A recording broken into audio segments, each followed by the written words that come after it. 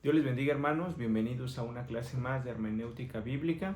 Para mí es un placer poder saludarles y seguir explicándoles algunas cosas que son sumamente importantes para nuestro conocimiento personal y también nuestro conocimiento en cuanto a cómo interpretar las escrituras.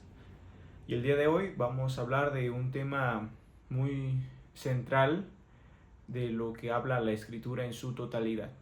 No podemos sacar de las escrituras este tema que es el principal y es el enfoque en el que todos los libros del Nuevo Testamento nos están hacia lo que nos están dirigiendo.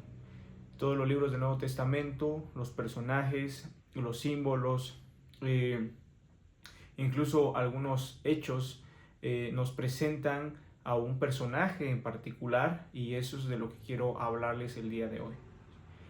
Cuando nosotros hablamos precisamente de predicar o de enseñar en algún momento, tenemos que tener en cuenta que la base o el objetivo de nuestro mensaje es exaltar a Cristo, darle gloria a su nombre.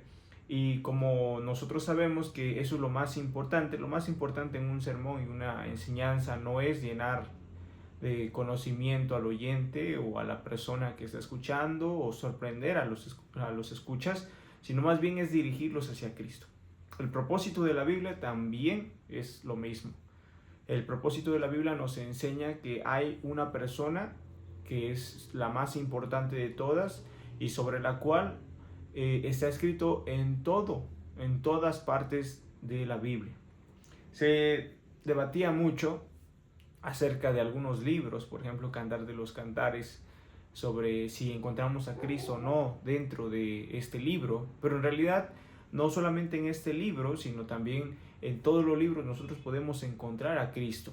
Y por eso hoy quiero hablarles acerca de la centralidad de Cristo en las Escrituras, porque no podemos sacar a Cristo de las Escrituras. Si queremos dar una buena interpretación de la Biblia, tenemos que tener presente que en todas partes de la Escritura encontramos la presencia de nuestro Señor Jesucristo de una manera simbólica o de alguna manera que nos pueda dirigir hacia Cristo. Obviamente, no en todas las historias objetivamente se nos habla, pero sí de una forma general en cada libro podemos encontrar algo que nos haga referencia a Cristo.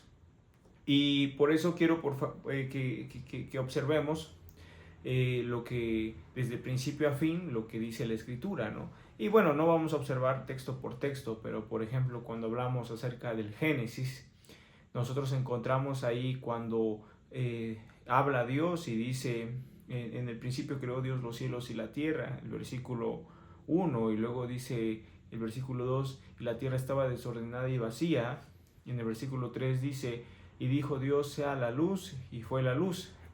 Nosotros encontramos a Cristo en ese primer verso de la Biblia, en esos primeros versículos de la Biblia. Cuando la Biblia dice, y dijo Dios sea la luz y fue la luz, Cristo, hermanos, no es ahí o no se refiere ahí a la luz, como muchos piensan. Muchos piensan que cuando Dios dijo sea la luz, surgió Cristo, pero eso es algo completamente erróneo. ¿Por qué? Porque Cristo no es un ser creado, ni fue formado, ni fue creado por Dios, sino más bien conocemos y sabemos que Cristo, al igual que el Espíritu Santo, son coeternos con el Padre. Entonces, ¿dónde está Cristo en esa parte de la Escritura si no está hablando de la luz? Porque cuando vemos la creación del Génesis no estamos hablando de cosas espirituales, estamos hablando más bien de las cosas materiales, ¿sí? ¿Dónde encontramos a Cristo en esos versículos? Cuando la Biblia dice, y dijo Dios. Cuando observamos Juan capítulo 1, versículo 1 en adelante, dice el apóstol Juan, en el principio era el verbo y el verbo era con Dios y el verbo era Dios. ¿Dónde encontramos a Cristo en el Génesis? En el verbo de Dios, cuando Dios estaba creando, cuando Dios estaba formando las cosas, y dijo Dios. Encontramos a Cristo ahí, y para tener un mejor entendimiento de por qué Juan describe a Cristo como el Logos, necesitamos irnos más a la cultura de ese tiempo, porque dentro de ese tiempo los griegos, saben ustedes que los griegos tenían o eran considerados como una cultura realmente civilizada por causa de sus filósofos. Entonces ellos tenían el concepto de logos de una forma diferente. Ellos tenían el concepto de logos como el creador de las cosas, como algo que no podíamos evitar, como algo que determinaba las cosas. Entonces cuando Juan empieza a decir acerca de logos, empieza a hablar acerca de logos, en el principio era el verbo, en el principio era el logos, lo que ustedes consideran como Dios, lo que ustedes consideran como eso que no podemos evitar, lo que ustedes consideran como aquello que está ordenando las cosas en este mundo. En el principio era ese logos. El logos estaba con Dios, o sea, había un Padre, y el logos era Dios, o lo que ustedes llaman esa fuerza que conduce, que dirige, que preserva, que determina, es Dios. Y Juan no solamente se queda ahí para decirles ese logos es Dios, sin darles una interpretación de quién es ese logos. Posteriormente, en el versículo, me parece 14, Juan dice, ¿no?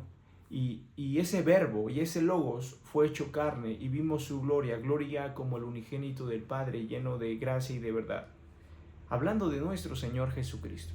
En el libro de Apocalipsis nosotros encontramos estos versos donde dice, donde nuestro Señor Jesús dice, yo soy el alfa y el omega, el principio y el fin.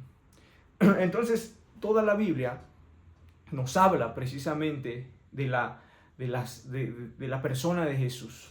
En cada porción de la Escritura, cuando Abraham iba a sacrificar a su hijo y encuentra un carnero atorado, eso representaba que iba a ser la salvación y que iba a ser sacrificado en lugar de Isaac, el hijo de Abraham, que representaba la muerte de Cristo a cambio de toda la humanidad que iba a ser salvada a causa de ese sacrificio. Cuando Sansón está contra los filisteos y está derrumbando las puertas, está derrumbando las columnas del templo de los filisteos donde adoraban a su Dios, también podemos ver a Cristo yendo al infierno y derrotando ahí también al infierno y todas las huestes espirituales de maldad. Podemos ver a Cristo en infinidad de pasajes de la Escritura. ¿Por qué? Porque toda la Escritura nos habla acerca de Cristo. Ahora, en el Nuevo Testamento, los apóstoles nos hablaban acerca de algo que era considerado muy importante para ellos, y eran dos cosas: la ley y los profetas. Y ellos determinaban mucho lo que creían por la ley y los profetas, porque la ley fue dada por Moisés y los profetas enseñaban el camino para que Israel regresara cuando se equivocaba. Entonces, para los israelitas la ley y los profetas eran algo sumamente importante, era lo que determinaba su forma de vivir, su creencia, su cosmovisión y su religión estaban centrada en la ley y los profetas. Cuando Cristo viene, empieza a decir precisamente lo mismo. Yo no he venido para abrogar la ley y los profetas, abolirla. Yo he venido para cumplirla. Y también Jesús le da una importancia a la ley y a los profetas. De tal manera que Jesús mismo le dijo a los discípulos, la ley y los profetas eran hasta Juan. Desde ahora el reino de los cielos está siendo anunciado. O sea, Jesús estaba consciente que para los judíos la ley y los profetas eran sumamente importantes. ¿Pero por qué eran sumamente importantes? Porque la ley y los profetas nos hablan acerca de Jesús, acerca del Mesías, acerca de la persona salvadora de Jesús. Y eso lo podemos ver en la ley, en Deuteronomio capítulo 18, cuando Moisés precisamente escribe estas partes. Dice, profeta de en medio de ti y de tus hermanos como yo, te levantará Jehová tu Dios, a él oiréis conforme a todo lo que pedisteis a Jehová tu Dios en Horeb, el día de la asamblea, diciendo, no vuelva yo a oír la voz de Jehová mi Dios, ni vea yo más este gran fuego, para que no muera.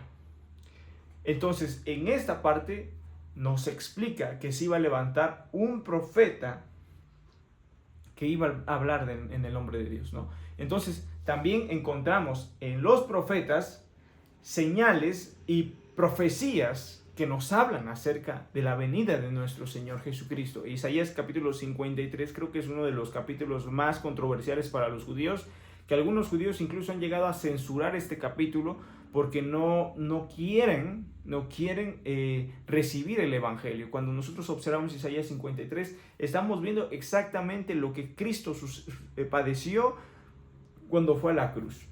Y podemos observar eso y podemos ver que Cristo es precisamente esa persona de la cual nos habla Isaías 53, cuando nos dice que como cordero fue llevado al matadero.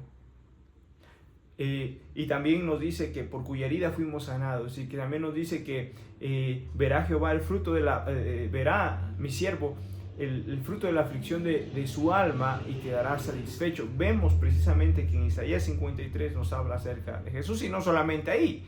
Vemos en grandes partes de la Escritura las profecías cumplidas de Cristo. Cuando iba a nacer en Belén, cuando nació de una virgen, cuando huyó a Egipto, cuando fue despreciado por el pueblo. Y nosotros entendemos que la ley y los profetas hablaron acerca de Jesucristo. Ahora, aquí viene lo más interesante. Cuando Jesús está con sus discípulos y sube al monte y se transfigura delante de ellos, aparecen dos personajes muy interesantes, que es Moisés y Elías. Cuando los discípulos ven esto, entendieron inmediatamente el significado de lo que estaban viendo. Obviamente Pedro dijo, les voy a hacer una enramada, porque quizá no lo entendió en ese momento, no estaba viendo una visión que era algo todavía muy sorprendente para él, pero en ese momento nosotros entendemos dos cosas, y los discípulos también lo entendieron, que Cristo estaba con Elías y con Moisés. Estos dos personajes simbolizan precisamente Moisés la ley y Elías los profetas. En Cristo se cumple toda la ley y los profetas. Y esa transfiguración donde aparece Elías y Moisés nos hablan precisamente de que Cristo vino a cumplir la ley y los profetas, y que Cristo es la respuesta a esa persona que se estaba esperando desde el Antiguo Testamento. Ahora Cristo en Lucas en los últimos capítulos de Lucas nos habla también de algo añadido, que Cristo no quiere pasar desapercibido, porque los apóstoles sí hablaban acerca de la ley y los profetas, pero Cristo añadió otra parte de la cual también se habla de Jesús, y es en los Salmos. Y en los Salmos nosotros encontramos muchas veces la forma en la que Jesús reprendió a los que le cuestionaban. Jesús ocupó los Salmos para responder esas preguntas que solamente estaban ahí para poner en tela de juicio la palabra de Jesús, ¿sí? Entonces Jesús ocupó literalmente todo el Antiguo Testamento y cumplió totalmente el Antiguo Testamento para que nosotros podamos creer en Él, ¿sí? Para que también los judíos no tengan la menor duda de que Él es el Mesías. Bueno, quiero dejarte con esto, y por favor, cada vez que hagas un sermón, cada vez que hagas un estudio bíblico, no te olvides que la persona central, que el objetivo central de todo es Jesús, es Cristo. Por esa persona somos, por esa persona vivimos, y por esa persona nosotros somos salvos, por la grandiosa persona de nuestro Señor Jesucristo. Gracias por tu atención. Si viste este video hasta el final, por favor, comenta Elías y Moisés. Gracias. Dios te bendiga.